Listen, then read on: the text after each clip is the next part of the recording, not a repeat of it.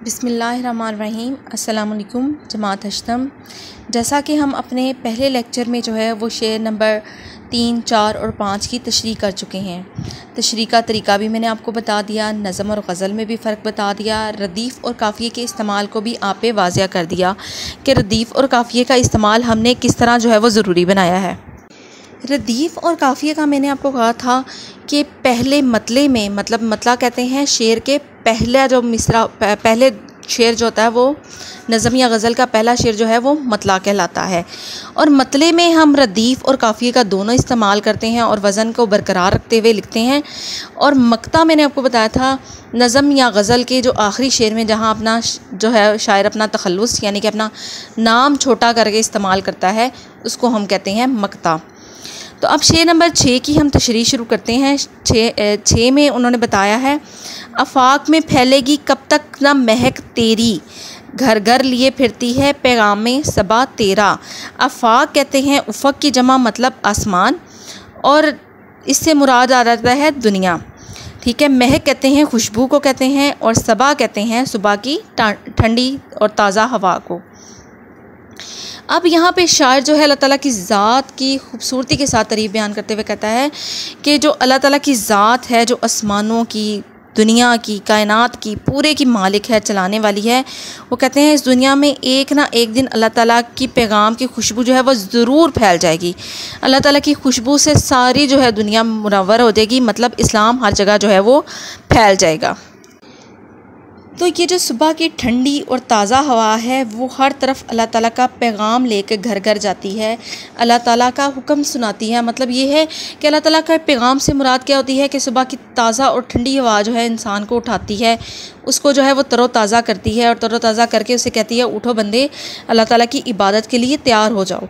कि आप देखें जितने चरिंद परिंद हैं, जानवर हैं, इंसान हैं, वो सुबह सुबह जो है वो उठते हैं और अल्लाह ताला की ज़ात की शान को बयान करते हैं, उसकी इबादत करते हैं।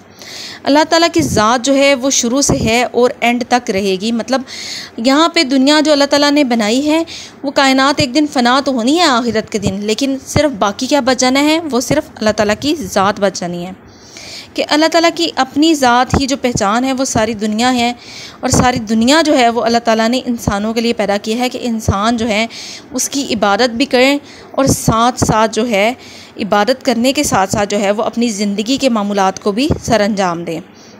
हर चीज़ जो है वो अल्लाह ताला के नज़ारे को, जलवे को ज़ाहिर करती है, और अल्लाह ताला की ही शनासाई को बयान करती है। मतलब हर चीज़ जो है, हम कहते हैं दरख्त पे फल लगते हैं तो वो भी सिर्फ़ अल्लाह ताला के हुक्म से, हवा चलती है वो भी अल्लाह ताला के हुक्म से, दिन रात में तब्दील होता है, रात दिन में तब्दील होता है, किसके हुक्म से, अल्लाह ताला के हुक्म से। बादल आते हैं, बारिश बरसती है, वो भी सारे अल्लाह ताला के हुक्म से।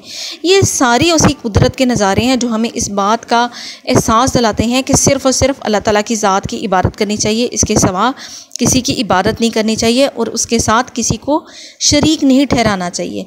इसीलिए अल्लाह ताला कहते हैं कि जो सुबह की ठंडी और ताज़ा हवा है इंसान के दिमाग को तरोताज़ा करने के साथ साथ ये भी पैगाम देती है कि उठो, सबसे पहले उसकी दी हुई नेमतों का शुक्र अदा करो जिसने तुम्हें दिन के बाद जो है वो रात को ज़िंदगी दी है। ठीक है।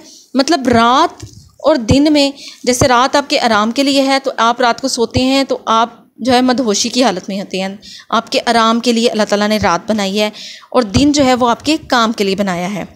मतलब रात आप एक ऐसे लगता है इंसान जैसे एकदम मर गया है, और दिन उसको ये एहसास दिलाता है कि वो दोबारा से जो है वो जी उठा है, और नई उम्मीद और नई किरण के साथ वो अपनी ज़िंदगी का जो है वो आगाज़ करता है। अब शेर नंबर 7 में है, हर बोल तेरा दिल से टकरा कर गुज़रता है। बोल कहते हैं अल्फाज को, लफ्ज़ को। कुछ रंगे बयां हाली सबसे जुदा तेरा। अब रंगे बयां हाली यहाँ पे अपना तखल्लुस इस्तेमाल कर रहे हैं, सबसे जुदा तेरा मतलब जुदा कहते हैं अलग को, यानी कि अल्लाह ताला का जो है तारीफ़ उसकी शान में वो कहते हैं मैंने जो बातें कही हैं ना, तो वो सारी ऐसे लगता है जैसे हर बंदे के दिल से टकरा कर गुज़रती हैं। और मेरा अंदाज़ जो है, हाली अपने आप को मुखातिब करते हुए हैं, कहते हैं कि मेरा जो है अल्लाह ताला की तारीफ़ करने का अंदाज़ है, अल्लाह ताला को बयान करने का, उसकी ज़ात को वाज़िया करने का जो अंदाज़ है वो सब शायरों से अलग है। यहाँ जो है हाली जो है अपने आप को भी वो कहते हैं कि मैं इस काबिल तो नहीं हूँ कि मैं अल्लाह ताला की ज़ात को बयान करूं, लेकिन मैंने जो अल्लाह ताला की ज़ात की शान की खूबियाँ बयान की हैं वो मुझे ऐसे लगता है जैसे शायरों से सबसे हट के मैंने बयान की हैं।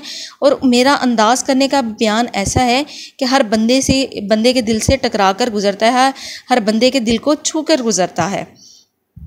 यहाँ वो बहुत सादा से अंदाज में कहते हैं कि अल्फाज जो है ना वो मेरे लोगों के दिलों पर असर रखते हैं, मतलब लोगों के दिलों को मेरी बात जो है वो अच्छी लगती है और वो इस बात को मानते और सोचते और समझते हैं। वो कहते हैं बेशक मैं मामूली बात करता हूँ, मेरे कहने वाले अल्फाज जो हैं बहुत सादा से आम से हैं, लेकिन उनका सबसे बड़ी खासियत क्या है कि मेरी मामूली सी बात भी जो है वो दिलों में घर कर जाती है। ऐसे लोगों को बात करने का ढंग आ जाता है जो बात करना नहीं जानते। हाली अपने कलाम की तारीफ़ करते हुए कहते हैं कि मेरा जो है वो बात करने का अंदाज़ बहुत खूबसूरत है और मेरी कही हुई बात जो है एक एक बात सुनने वाले के दिल पर उतरती है और असर करती है। यहाँ हाली जो है अपने आप को मुखातिब करते हुए बड़ी खूबसूरत से वो कहते हैं कि अगर मैंने अल्लाह ताला की तारीफ़ के लिए जो अल्फाज बयान किए हैं वो किस कदर जो है वो लोगों के दिलों पर उतरने वाले हैं, असर करने वाले हैं। आपने अब बेटा नज़म हमद की पूरी कंप्लीट हो गई है। अब आपको रदीफ़ और काफ़िए के और नज़म के और गज़ल के मुतालिक भी आपको नेक्स्ट असाइनमेंट में ये चीज़ें मैं शामिल करूँगी और आपने इनको वाज़िया तौर पे बताना है कि गज़ल और नज़म में फ़र्क क्या है, रदीफ़ और काफ़िया किस तरीके से इस्तेमाल किया जाता है और इन दोनों में मिसरों में जो है वो किस तरीके से शायर इनको वज़न के हिसाब से इस्तेमाल करते हैं। नेक्स्ट आपको मैं बताती चलूँ कि हर नज़म का मरकज़ी ख़्याल और ख़ुलासा होता है, जबकि गज़ल में मरकज़ी ख़्याल और ख़ुलासा दोनों चीज़ें नहीं होती, क्योंकि इंसान के जज्बात एहसासात जो हैं वक्त और हालात के साथ बदलते रहते हैं। लेकिन नज़म में ये होता है एक ख़ास तरतीब, एक ख़ास मौजू होता है, वो एक ख़ास तसलसल चलता है, इसलिए इसका मरकज़ी ख़्याल मौजूद है। तो यहाँ मरकज़ी ख़्याल हमारा 1 से 1.5 लाइन का होगा। वो ये है कि अल्लाह ताला की ज़ात जो है वो बाबरकत और हक है, हक बंदे से अदा नहीं हो सकता। मतलब अल्लाह ताला की ज़ात जो है इतनी बाबरकत है कि जो बंदा है वो अल्लाह ताला का हक अदा नहीं कर सकता। और अल्लाह ताला की ही ज़ात ऐसी है जो इंसान की ज़ात पर, जो कायनात की हर चीज़ पर काबज़ और मुहीत है। मतलब अल्लाह ताला ही हर चीज़ का खालिक व मालिक है। और ख़ुलासा आपका 5 से 6 लाइनों का होगा। इसमें भी आप सबसे पहले ये बताएंगे कि अल्लाह ताला की जो है वो ज़ात हर चीज़ पर जो है वो कब्ज़ा किए हुए है और अल्लाह ताला का भेद जो है वो आज तक कोई नहीं जान सका। जो चीज़ अल्लाह ताला ने राज में रखी है वो राज में है। ये सिर्फ़ इसलिए राज में रखी है, ये सिर्फ़ ईमान वालों के लिए निशानियाँ हैं, जो अल्लाह ताला से मोहब्बत करते हैं उनके लिए निशानियाँ हैं। कि जैसे इंसान मर जाता है, कब्र में क्या होता है कि अल्लाह ताला ने राज में रखा है, तो ये आज तक इंसान इस राज को नहीं जान सका। फिर आपने खुलासे में इस चीज़ का भी जिक्र करना है कि अल्लाह ताला ही है जो हमारी मुसीबत में, दुख में, तकलीफ़ में मदद करते हैं और अल्लाह ताला ही की ज़ात है जो हर घर में जो है वो अल्लाह ताला का पैगाम लिए जो है वो सुबह की हवा जाती है और इंसान को कहती है उठ बंदे अब तुम अल्लाह ताला की इबादत करो। क्योंकि हमेशा वही लोग कामयाब होते हैं जो अपनी ज़िंदगी का आगाज़, अपने दिन का आगाज़ जो है वो अल्लाह ताला का नाम लेकर करते हैं। अब आपने असाइनमेंट के क्वेश्चन में तशरीह अपने अल्फाज में करनी है। मैंने आपको पहले भी बताया है, पैराग्राफ की शक्ल में करनी है। एक आपने दरमियान में शेर ऐड करना है, एक आपने एंड में शेर ऐड करना है। और शेर आपने अच्छे से अच्छा ढूंढना है जो दूसरे शेर से जिसकी आप तशरीह कर रहे हैं उससे मुतलका हो, जहाँ अल्लाह ताला की शान को वाज़िया करता हुआ नज़र आए।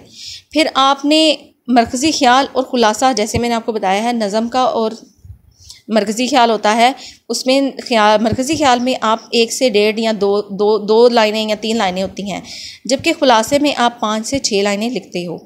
ये चीज़ों को मद्देनज़र रखते हुए आपने अपने असाइनमेंट के क्वेश्चंस को अच्छे तरीके से हल करना है। अगर आपको कोई मुश्किलात पेश आती हैं तो आपने कोशिश करना है कि अपनी अक्ल ज़हानत से उसको दूर करने की कोशिश करनी है। और नेक्स्ट इंशाल्लाह मैंने आपको बताया कि हम ग्रामर का हिस्सा भी ऐड करेंगे, जैसे मैंने नज़म और गज़ल में फ़र्क बताया, रदीफ़ और काफ़िये में।